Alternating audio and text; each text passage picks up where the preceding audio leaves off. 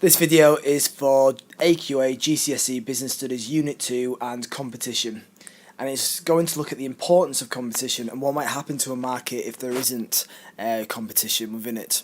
So if you think about what a market is when there's a buyer and there's a seller.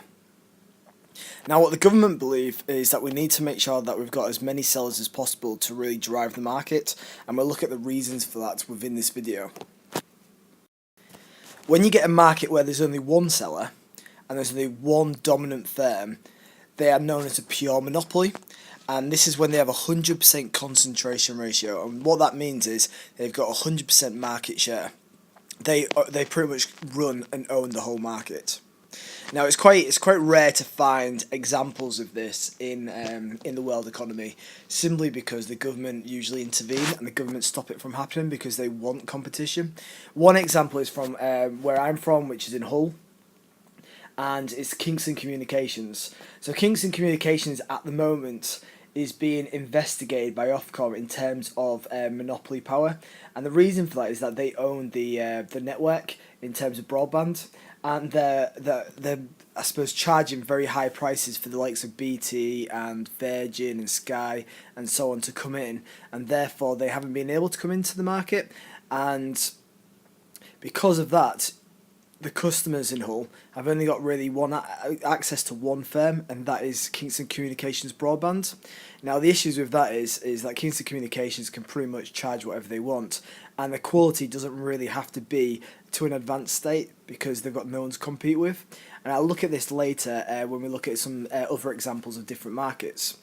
Now, as I've said before, concentration ratio, what it does, it allows you to calculate the dominance of major firms within the market.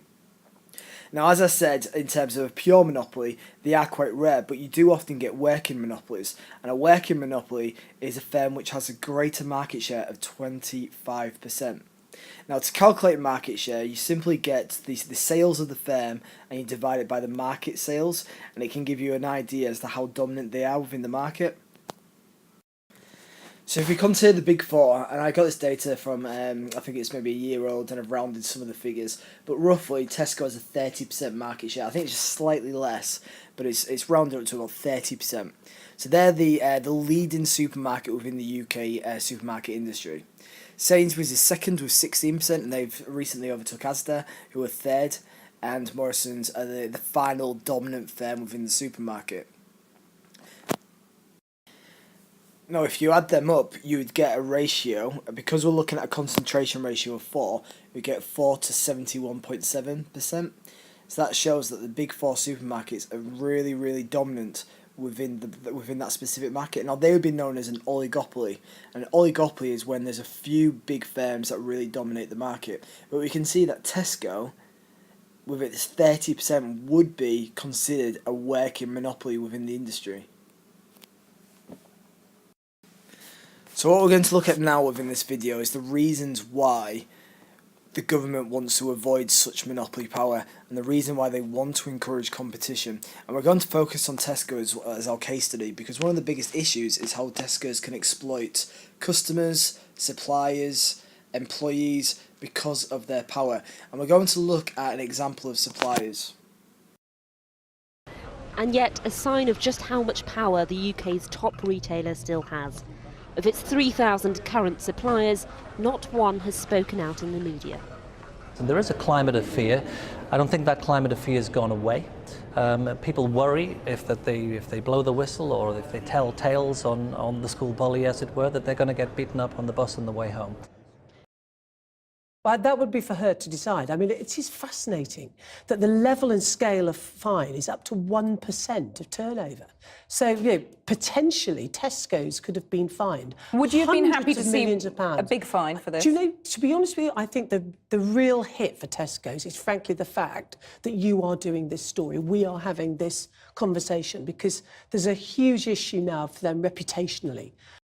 So in terms of this news broadcast, what happened was Tesco's were using their power to pretty much bully suppliers. So what they were doing is they were getting suppliers, especially small suppliers, into big contracts, giving them massive orders. So the supplier initially was extremely happy, probably never going to get business like this again, And then maybe after a year or so, they would start demanding for prices to fall. Now these suppliers, they couldn't really afford to say no, because if they lost Tesco's business, they would pretty much got out of business themselves. They relied on Tesco, and Tesco knew that.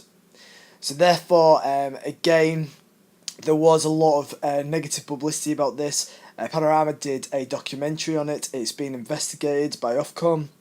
And we can see that on the Channel 4 News again, as that lady just said, in terms of the reputation it could impact, and also the fact that they could have been given a fine. The only reason they weren't given a fine is because this new competition policy that was created for these type of cases happened after the investigation started, so Tesco were unable to get fined. It's not just suppliers that the government wants to stop businesses from exploiting its customers as well. And when you've got a monopoly firm, or you've got really dominant firms, they can take advantage of customers. They can do so by, again, offering poor choice, offering poor quality, offering high prices. And customers have got nowhere else to turn to. They've got no alternative competitors. They have to buy from that company. So again, governments believe that competition is actually crucial, and it really helps to drive businesses forward as well, because they compete with one another. They want to be as efficient as possible to try and reduce costs. They want to try and be as innovative as possible, so that they may invest in R&D to try and bring out the most unique new products perhaps on the market. They will offer competitive prices, and there'll just be fairness within the market. Now, recently, well, again, when I say recently, it's been the last year or two, we've found some firms that have not been able to carry out mergers or acquisitions because of the threat of monopoly power, and the competition policy have come in and stopped that. Now, a few years ago, the big phone networks O2 and 3 tried to merge to create one big firm, but again, this was blocked by the European Commission. So I'm just going to give you a little bit of information about that now. This transaction would have created a market leader that would have had influence over the entire mobile network infrastructure in the UK. Our investigations revealed significant competition concerns with this deal. It would very likely have led to higher prices and less choice for UK consumers. Innovation in the very important mobile sector would then have been harmed.